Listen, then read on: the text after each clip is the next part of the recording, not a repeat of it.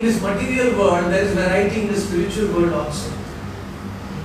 Just like we see a rope here, we mistake it for a snake. Similarly, if this world is a reflection of the spiritual world, Buddha Moolam Adashakam Ashwatham Raham. Okay. It's a reflection on the water of desire. The material world is a reflection. So whatever is there in the reflection has to be there in the original reflected object. It has to be there. So whatever we see here is present in this pure crystalline state in the spiritual world. So not only we should try to live a nice life here, good life, but we should also, along with our activities, we should try to be successful in the exam of death also. We measure our success in different parameters in our work, in our day-to-day life. But who is trying to measure the success in our examination of death? Anybody is thinking how will we succeed at that time? That is very important also, because this human life is only a spark of lightning. It's only 60, 70, 80 years in our eternal existence of our soul. This life is only a minuscule, 70, 80 years. Our soul is eternal. Our soul has taken so many different bodies, so many different lives. So, this tiny period, in this, we should not take it for real. I'll give you an example. If you sleep in the night and you get a nice dream, if you have a nice house, nice job, do you get fully involved in that dream? Shall you work hard to make your house and become your family and everything, and you work hard the whole night in your dream to really make it very nice, and suddenly you get up in the morning, what happens? Everything is over. It's over. All your hard work is finished in a moment. It's time when you wake up in the morning. Similarly, it's going to be with all of us. We endeavor so much in our life, we make so much arrangements, we make so many different complicated programs, but ultimately, even just in 1 minute it will all end. It is just going to end. So, why not we try to try to understand this point and try to prepare for that event also, as we are preparing for our events in our day-to-day life. Why don't we prepare for that event also? Actually, this principle cannot be realized by every person in this world, because Lord Krishna himself says, Manushyanam sahasreshu kashchit yatati siddhaye yatatam api siddhanam kaschin mam veti tattvataha. That out of thousands and millions of people, only very few will try to prepare for their death. Will try to prepare for a higher destination. Will try to see things in a longer, bigger perspective. And out of them, very few, only a few will realize the truth. So, spiritual knowledge is not a question of majority, but it's a question of factual truth. Like a monk like me, his duty is not to speak palatable words to whoever I meet. There are so many people who flatter you in this world, so many people who speak nicely to you in this world. But a monk like me, I have to go to people and make them realize the truth. Sometimes the word may feel bitter. Why is Swamiji talking about death? I am so young right now. Why is Swamiji speaking about the soul?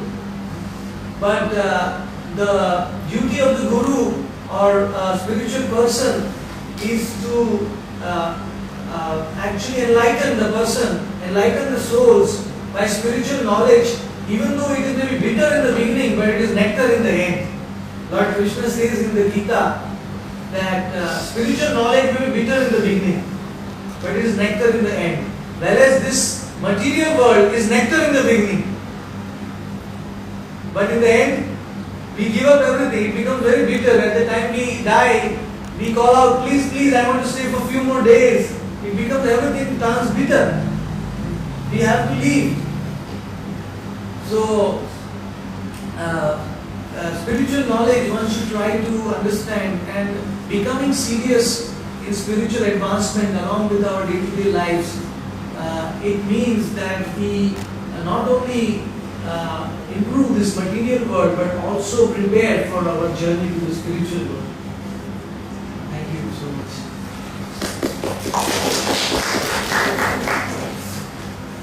Some questions.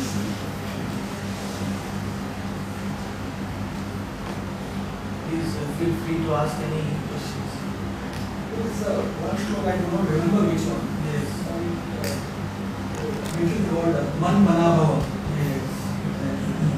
If you can please explain that. Sure.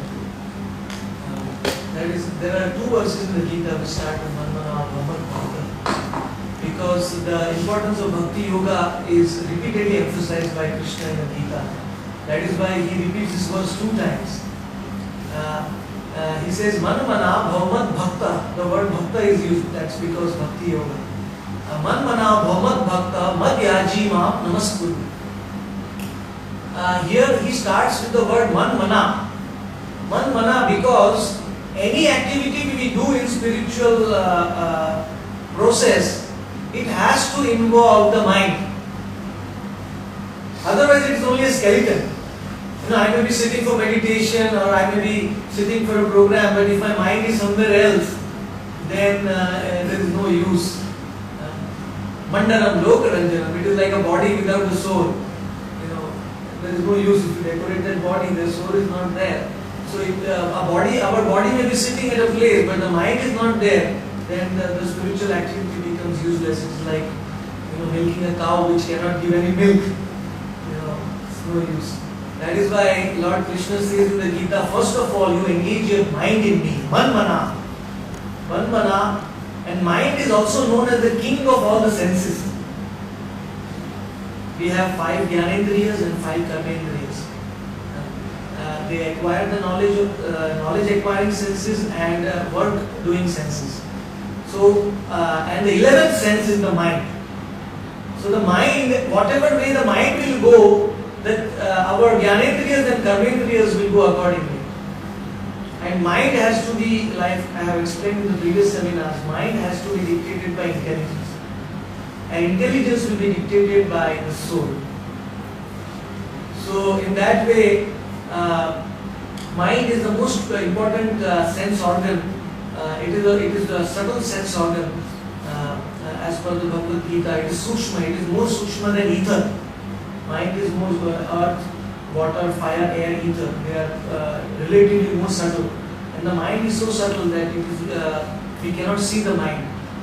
Like we can see earth, water, fire, air, ether. We cannot actually see the mind. But the mind, if it is engaged in a proper way, then the mind becomes our greatest friend. As per the Gita, if the mind is uncontrolled, then the mind becomes our greatest enemy. Actually, people think that my enemy is outside, This who is my enemy, this is my enemy. But actually the Bhagavad Gita says our enemy and our friend is our mind. If our mind is controlled, then the mind becomes the biggest friend. That mind can become the cause of our salvation, our deliverance, liberation from the cycle of birth and death. So that is why Lord Krishna is emphasizing Manmana. First of all, you focus your mind, and the way to focus the mind is the mantra. Manmana and mantra have a lot of things common. That mantra means manatrayate iti mantra. That the sound which can free the mind from distractions. That is known as mantra. Tra means it comes from trayate. Trayate means to free. The mind is so much glued to the different thoughts and desires and impressions, because the mind is not only a product of this life. That is the unique thing about the mind. This body which we have got, this body has impressions only of this life. But our mind is coming with our soul in every life. So our mind has so many impressions of all our previous lives. It's a big camera with maybe a 10 GB memory, you can see. It has so much memory of all the different lives that the mind can lead us anywhere at any time. It is Vayu Namam Nivambasi, or Krishna says in the Gita, just like a boat in a thunderstorm. It is like turning here, there, here, there. If one moment is enough for our mind to totally destroy us. Like people, they get a desire to commit suicide in a moment and they do it and they get finished. So if the mind is not controlled, then even one moment is enough to really ruin us. But if the mind is controlled, even one moment is enough to make us self-realized. So that is why Manmana Bhavamad Bhaktaha. And the next line is Bhavamad Bhaktaha. Means Lord Krishna wants to say that you engage your mind, but you don't engage the mind only on the ascending process. You engage the mind in a descending process. Bhavamad Bhaktaha. The difference between Bhakti Yoga and Jnana Yoga and other yogas is that other yogas are ascending process and Bhakti Yoga is a descending process. So the advantage in the descending process is there is no chance of failure. In the ascending process there is a chance of failure. Why there is a chance of failure? Because in the ascending process we are dependent on our own strength, our own abilities to attain the higher truth, to attain higher realization. But our own abilities are limited, or we have some shortcomings which we may not be able to overcome. Whereas Bhakti Yoga means we depend on the higher power, higher influence of it is known as mercy, Kripa, the mercy of God to actually enlighten us. We engage our mind in Him, we engage our mind in Him during all our activities. See, the beauty of this verse is Manmana. Manmana can be done by doing any activity. You see, your mind can be focused on God, on the Atma, on the soul, while doing any activity in this material world. Because activity is done with our body, and wherever we are doing, our mind can always be focused towards the Lord. That is known as the art of karma. Art of karma means you perform your actions, but you perform your actions with the right consciousness. Your consciousness will determine the results of your actions. So that consciousness of the mind during performing our actions is very important, because it will determine what reactions we will get from those actions. So if our mind is ma and mama, mama means me. Krishna says mama mana means focus your mind in me. So here Krishna is establishing that he is God. He is saying bhavat bhakta, and but you don't think that simply by focusing your mind on me, you will attain me. You still have to depend on my mercy. Bhavat Bhakta. Just like I was explaining yesterday in a Shuddhi's home to the assembled people, that when we go to America, we may be highly qualified. We may be having all our credentials, but can we enter the country? We require approval or a confirmation from the government of America, visa or passport. Unless they approve, we may be having all the qualifications in this world, but unless they approve, we cannot actually enter the American country. Similarly, spiritual realization is, there are two factors, our endeavor, and secondly is the mercy from above, the power of God, the power of infinite. That is very important. Both factors should be considered. Those who think that I will attain any kind of spiritual realization just on the dint of my mercy, I don't have to go to a teacher, or I don't have to even depend on God, they will never be able to attain the highest absolute truth. Because the second factor of the mercy coming from above is neglected.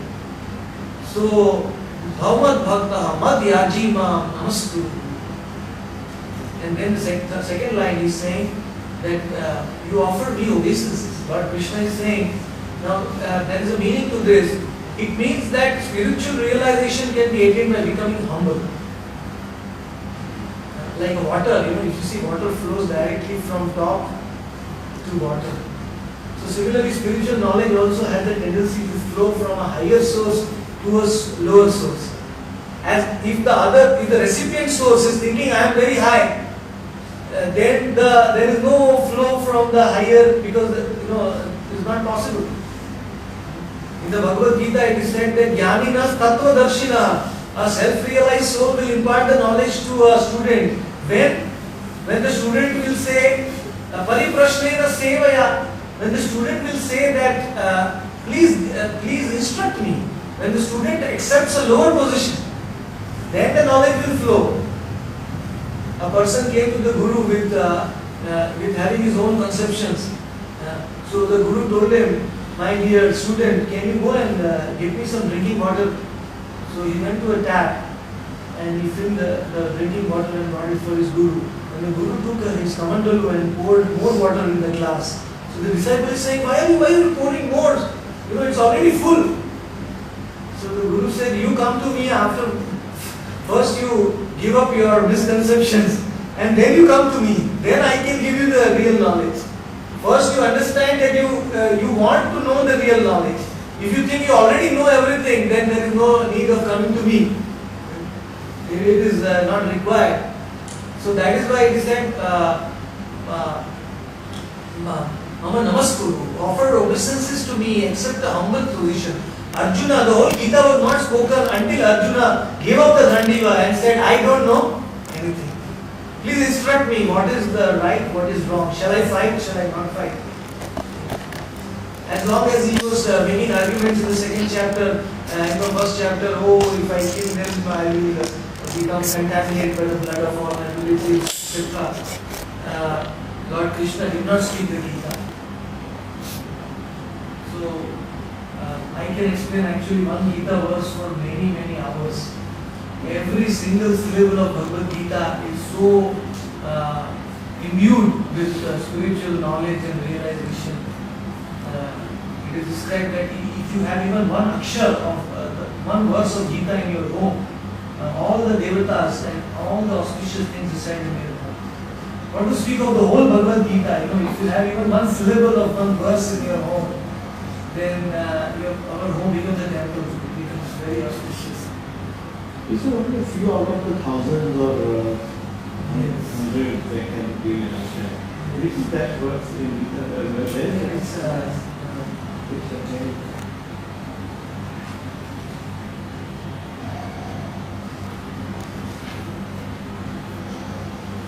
So it can be imparted to everyone, but it will not be absorbed by everyone. It is 7.3, 7th chapter, 3rd verse, and answer. Yes.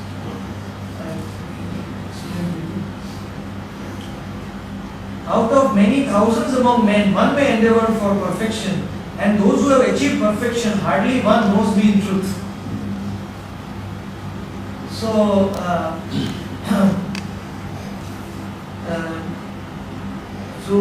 what was your question? No, I just wanted to Yes. get that. Your question was that So, yeah, the knowledge is to be spread to everyone, but everyone will not take it with the same knowledge. That's the meaning. because it is very confidential. So very confidential knowledge about the Atma, about God. That knowledge is not visible by our material eyes, our material senses. We cannot see the soul, we cannot see God. So people will not accept. People want to accept what they can see right now. But Bhagavad Gita says you can become trained to see the soul. You can become trained to see God. But you require patience for that. And people don't have patience nowadays. Right, so ironical that everything that we actually want, we cannot see. Happiness we want, we can't see. Peace we want, we can't see. Yes. So, but still, we refuse to believe what we can't see. But still, we should understand that even our eyes, they have also limitation. If I close down all the lights in the room, I can't even see my own hands. But still, I believe that I have my hands. I believe that I have hands, even though I can't see. There are many things in this world we are believing, even though we can't see. We have never gone to Antarctica. We have, we have not seen so many things which we, and our sense perception is highly imperfect also. Like if we depend on our eyes to know the diameter of the sun, what will we say? It's like a ball. Our eyes, if we simply depend on our eyes to see how big is the sun, we will say, oh, the sun is just like a ball. But we know that is not true. It is huge, it is big. So our eyes are cheating us with the perception of the sun. So even our senses are not fully perfect. So how with imperfect senses we cannot realize the perfect knowledge. That is a problem, and that is why this knowledge becomes difficult to accept for, even though it may be given to everyone. It becomes people tend to accept easily things which they can see, which they can do, which things are happening in this world. They tend to accept that easily. But unfortunately, at the time of death, when our soul will transmigrate to another body, we will see that journey happening. But that will be too late to actually believe in it, because we don't have a body to actually believe. So it will become too late at that time. Maybe anyone who goes can tell us. Yeah, but he cannot come back. So we can't even Yes. depend on It's them. like, See, now, the two things which we are discussing is the ratio of success is very low. Which the Guruji explaining to the students, and students absorbing everything, that ratio is very good. Another example which Swamiji also gave and many people give, is when a student comes to a Guruji, he always tests him to whether the saucer is empty or full. Now where it is known, if the ratio of transmitting the knowledge, accepting by the people is very low, why this should be tested? Because we go on telling to the students, knowing that the chances of success Yes, that's a are good very question. low. And my second question is, if we want to improve upon the ratio, Yes, what is to be done? Means how we can pre-prepare very nice. the students like us so that the ratio becomes better. Yes. You see, why Updekshani, why this consciousness is required for the student to understand is because it is very difficult to, I'll give you an example of a piano teacher. One piano teacher, he was teaching how to play piano, and he put outside on his board that I will charge $300 for to teach those who know piano, for those who don't know piano at all, and I will charge $600 for those who already know piano. Who already know how to play, I will charge double. So everybody was shocked, I mean, why is that? So one person came, he already knew. So he said, you already know, but I have to first unlearn what you know, so I will charge $300 for that. And then I will teach you. So that is why what has happened is, unfortunately, sir, in this Kali Yuga, just like mixing and adulteration is going on in all fields of life, there is adulteration going on in spiritual knowledge also. Unfortunately, there are 652 editions of the Gita in the market right now, and everybody has written his own interpretation and commentary. So this Manushyanam Sahasra, this verse also means in one way that even though people will seek after the truth, only very few will actually understand the real truth, because there is so much untruth also being propagated in the name of truth. That is one of the symptoms of this age of Kali Yuga. In Satya Yuga there was no speculation; people were realizing knowledge. But in Kali Yuga there is only speculation. That is the problem. So that is why normally a student, when he comes to the teacher, already there is so much speculation in his heart and mind that it is very difficult to accept the truth without having to really take up that position of singularity. That is why normally the teacher will not really test. It is not a test, but it is a prerequisite for the student.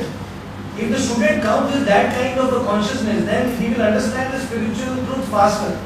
It is not a compulsory requirement. Yeah, but Now this book, Yes. Ashok has started distributing this book to the youngsters Yes. with certain messages. Yes. So in that process, this book has come to my house also. Okay. Okay. So I started looking Okay. different pages. Okay. Now sometime I do at one page, then Yes. other page, third page. Yes. Now I do not know that from where to start. Yes. Yes. Sure. Because Yes. if you really want to understand it in Yes. a full way, In the universities and colleges there are correspondence courses, but still you require a teacher. You see, just simply by correspondence courses you can't become successful. You need to approach in a classroom, you sit down and directly hear live. Even though technology is going so, making everything so easy, still the primary need of a teacher can never be replaced. So even though books are there, our Vedic knowledge is there. Even in the Vedic knowledge, I may read a paragraph, but I may have some different, understanding. I may need some clarification to ask from a person who has already realized his knowledge. So we always require a teacher at every step to confirm our realization. Our knowledge, we need to confirm. We could check it, cross-check whether I have understood this verse right or wrong. And that person should be fully sure about what is the authority. If the teacher himself is not sure, it may be that this is then maybes have no place in spiritual knowledge. Because maybe means we are wasting our time, Maybe it is like that, maybe it is like that. Then it will be no use. Or even realistic way. Yes. Yeah. Maybe is a maybe. Maybe is a maybe. Not a good thing. Yes. Not in spirituality, I will say even in materialistic also. So not have a place. Yes. Sir, in our here can compare four kings. One Yes. is Arjun, Ekaleva, Yes. Kern and Duryodhan. They are Yes. related between the student and teacher. Yes. So that throws a lot of light. Yes. See, Ekaleva learned Yes. because his class was empty, he learned. Yes. Arjun by submission he learned. Yes. Kern because of the spiritual wisdom he learned. Whereas Duryodhan he feel that his class is full. Yes. So all faces But even Duryodhan, even though being a very violent personality, even he became humble for Balaram. Yes. Balaram was his teacher. He taught him how to play club. Gada. Even Duryodhan became humble to Balaram. And he composed 1,000 names of Lord Balaram. He composed a Sanskrit verse to glorify his Guru. In the Garga Samhita it is described. So like that, even those who want to destroy this world, they also need a teacher. And many are available. Yes. It is said that world is, it's a drama. We Yes. are all here to just enact a role. Yes. Which we have, the world is a stage and it's a drama being enacted and we are there to act Yes. whatever role we are given. Yes.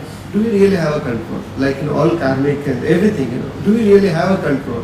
Because we are asked to play a certain role. Yes. And again, I will just add one more Yes. thing to it.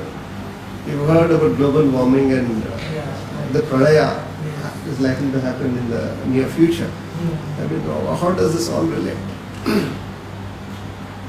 Regarding your first point that life is a drama, that is good. That we have to take part in the drama once we have taken up this body, taken up this position. But the main problem arises when we think that the drama is real. When we start thinking that the drama is actually reality, then there is a problem. Otherwise, we can successfully take part in this drama and make our life success, and then we can attain the spiritual world at the time of death, and we are really a success. But when we start identifying that this drama is real, then we become entangled, and then we have to forcibly accept another body because we are so entangled. We want to stay more in this material situation, so we have to accept. So in one way, we see that we actually don't have any control. We don't have any control over this. We may have control over our home, our body, our workplace to some extent, but we do not have control over this creation. That is the difference between God and us. In the Bhagavad Gita, it is described Kshetra. There are two kinds of Kshetra. One Kshetra is our body, The soul is in knowledge about this kshetra, control about this kshetra. But God is in the knowledge about the kshetra of the whole creation. And the soul cannot become kshetragya of the creation. The soul can become kshetragya of this body. It can become control. Even this body, we don't know so much about it.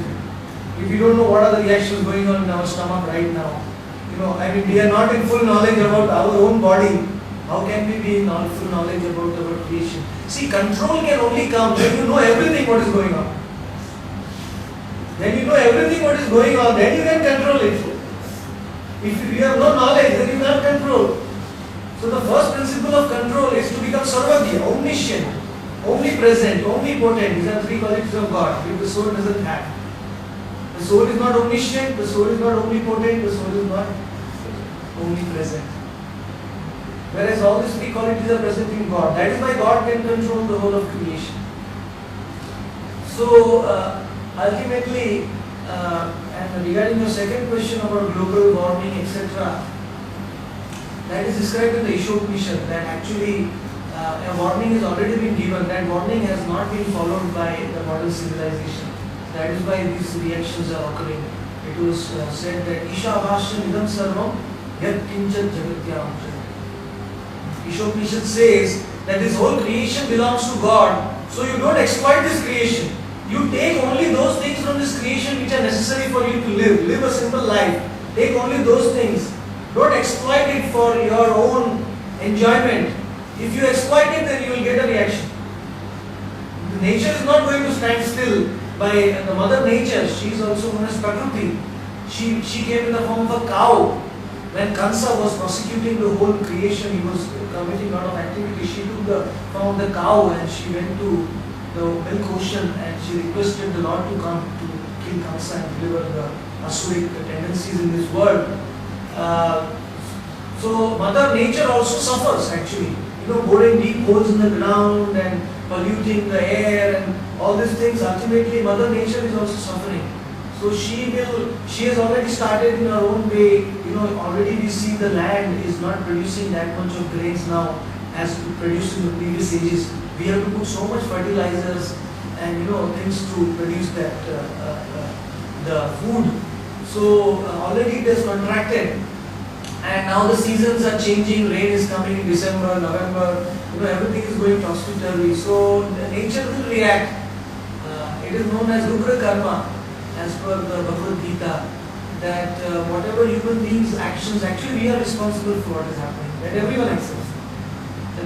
But nobody wants to act. Because we have so gone far into it. We have gone so far into it that we cannot come back now. It's very difficult to come back. Even the ice is, the icebergs are melting in the polar regions. That will become a big problem. It will take away so much land. From the past ages, so much land has gone underwater. Past thousands of years it is described. It is described in the Ramayana that this Lanka of Ravana was a very big place. It was not only Sri Lanka, it was lasting to Australia. It was a huge place. And so much of it has gone underwater now, right now. So, so much land is lost, so much. So, like that, it is a distinct possibility that so many changes may occur on this earth because of so much exploitation of the earth which is going on. We think that we can squeeze out all kinds of whatever we, as much as we want for, who cares? We are going to die after 70 years for the next generation. Let them die or let them live. Who cares? So that is the responsibility. But ultimately, unfortunately, however hard we try, for the next 4,27,000 years, the earth is going to deteriorate from bad to worse. That is already predicted in the Vedas, Srimad Bhagavatam, that this is the beginning. Already 5,107 years of Kali Yuga have passed. 3,102 BC was the beginning of Kali Yuga. So 3102 plus 5,109 years of Kali Yuga. This is the 109th year of Kali Yuga. 5,000. So, and total duration of Kali Yuga is 4,32,000 years. So, there is further degradation going to come in Kali Yuga. And most surprising thing is you will find that the height of the people will decrease. the average lifespan of the people will decrease. In the beginning of Kali Yuga, the lifespan was 100 years. Already we have 60, 70 years right now. And it is present even in the Linga Puran that at the end of Kali Yuga, people will be 20 years of age maximum. 20, 25 years like that. And people's height will decrease gradually. And so much degradation will occur. There will be no security in life, no jungles, all the trees will be cut down, and people will have no peace, and it will become all artificial living. So, I mean, an intelligent person actually, he will try to, if a person has little intelligence, he will try to improve his situation around him. But if a person is more intelligent, he will try to get out of fear. That is higher intelligence, to get out of fear. So he knows that, I mean, it's not going to improve. The trend has started and it is not going to improve. So my business is to do my work and go out, so that I don't come here again, don't take birth again. And that is real spiritual understanding. That means the spirituality is not helping the materialistics, to restrict their activity and do the bad to the universe. Yes. No, spirituality does help everyone. If you lead a spiritual life, you will live in the best possible manner. Your actions, your workplace, your home will become just your spiritual workplace. They will become your spiritual workplace. Individual gain. Yes. Not the holistic gains. See, as a universe, as a global peace and all those things. The main result of spiritual knowledge will be the reduction of greed mentality in our heart. We will become satisfied with what we have, what we are going to get. We will become satisfied. And once greed is overcome, then all the problems in human civilization will be solved. The greed is the main principle. Why global warming? Why tsunami? Why these problems? Because of our excessive greed. We want to exploit the resources, and because of that, the reactions are coming. But a person in spiritual knowledge becomes free from greed. He knows that everything belongs to God. I accept, I enjoy whatever I need, but I don't really exploit it. Because the property belongs to God. I cannot exploit God's property. So the greed diminishes by spiritual knowledge.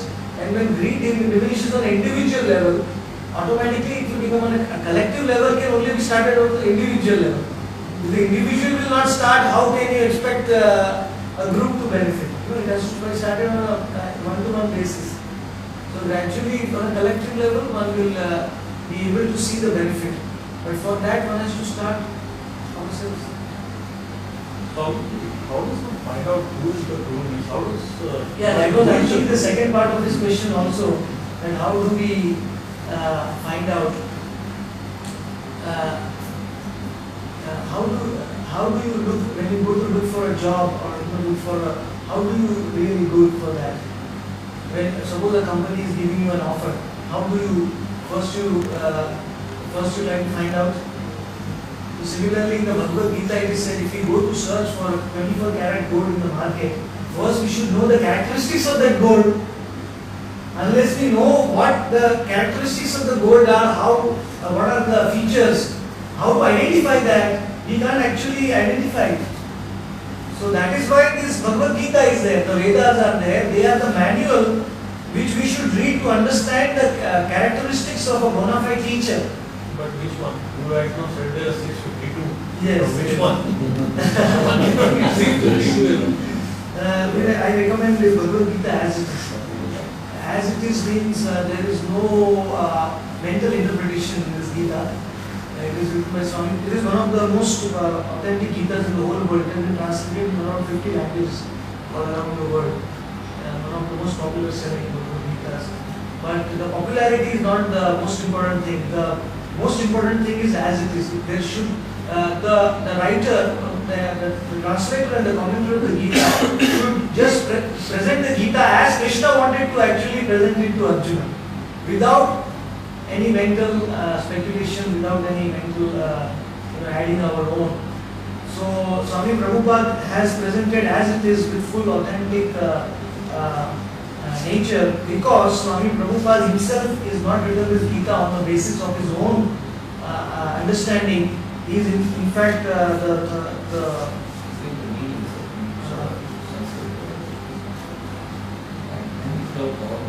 he is the 32nd teacher in a line of discipline succession starting from Krishna.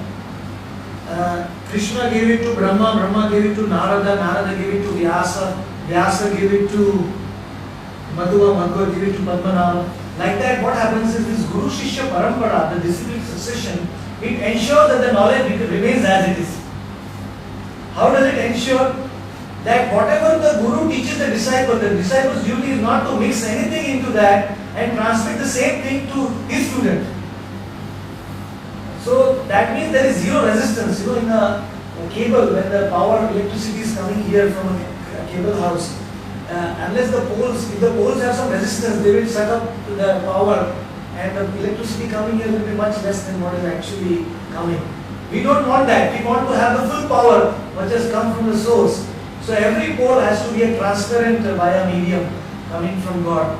So one of the main symptoms of finding a proper teacher is that one should find out whether he is coming in a proper discipline succession, authentic parampara. It is known as sampradaya. Sampradaya vihinaste mantrastu nishpala mata. In the Padma Purana it is said, if one accepts knowledge from outside the sampradayas, then it doesn't bear fruit. Nishpala. It doesn't bear fruit because we do not know for sure whether the knowledge is as it is or not. In the Sampradaya, we know for sure that the knowledge is as it is because each teacher is like a postman. You know, postman, what he does, if it gets 100 rupee money order, it is not going to come to the home and keep 50 rupees in his pocket and give only 50 rupees to the person. He is not going to delete anything, neither he is going to add anything to whatever he has received. Similarly, the qualification of a bona fide teacher is like a postman. He repeats the words of God, of course with his own realizations, he teaches the pure knowledge, but he is very careful not to mix any speculation into it. Otherwise, it all becomes very diluted if the original knowledge is lost. So that is one of the qualifications that one should try to find out if he is in a proper discipline succession.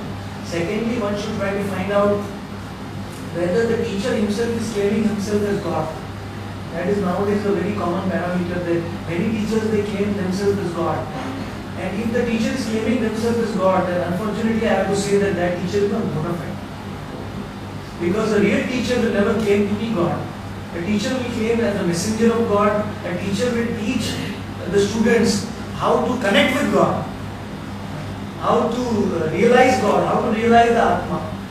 And that is the second way how to understand a teacher. The third is very easy. I'll teach you the third formula, it's very easy. When you actually meet a self-realized soul, you will know inside yourself that actually you are mental. That's the most that's the most simple way of understanding. In the Bhagavatam it is described verse which says that when you eat food, when you put food in your mouth, in your stomach, you at one point of time you realize no more. I cannot eat anything more. Nobody else from outside has to come and tell you now, please stop eating, you are full. You will say from yourself, no, I can't eat now. Similarly, realizing a teacher also comes from within. The Paramatma, the super soul is in our heart, always accompanying the soul. So when the soul becomes interested in knowing more about God and spiritual knowledge, the Paramatma actually guides the soul to the right teacher. The Paramatma is also there in the teacher's heart also. So the Paramatma sends the teacher to that soul. So the most important thing to find the right teacher is to become sincere ourselves first.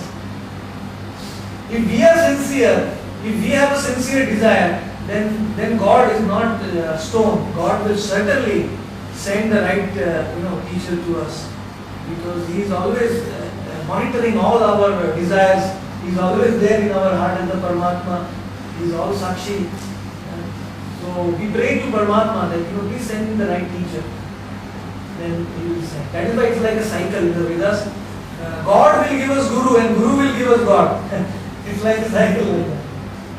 In the beginning, we pray to God, give me the right teacher, and then the teacher comes, and the teacher will make us understand God in a much better way. We have a better, deeper perception of God. And then when we have a deeper perception of God, then we understand the teacher also better, and then the teacher will give us more. It's like a eternal cycle, because God is infinite, the knowledge is infinite, so we keep on increasing in our knowledge when we find the right teacher. And one good thing in the Vedas it is said is that Acharyaman Purusha Veda. Said, if you have the right teacher, then you know all the Vedas. It is so easy.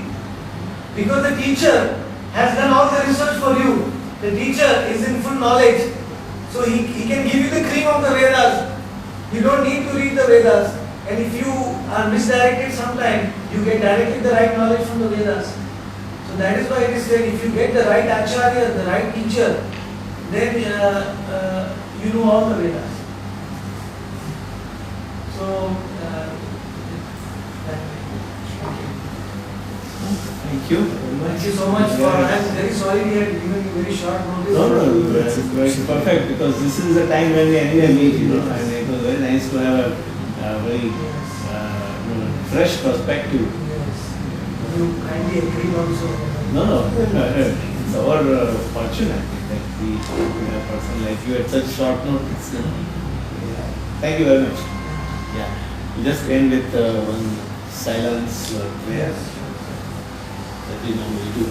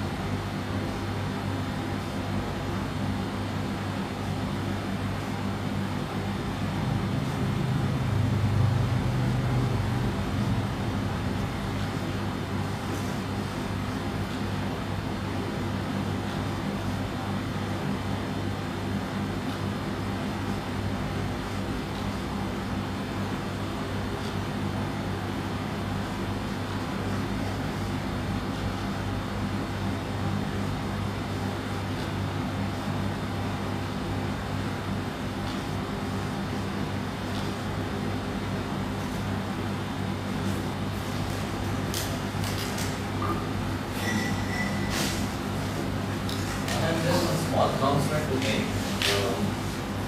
In fact, Swamiji is here on 11 days too. So he is going to spend time in Puttur, Silvassa and Vilar for next 5 days. Thereafter for another 5 days in Bombay before he departs back to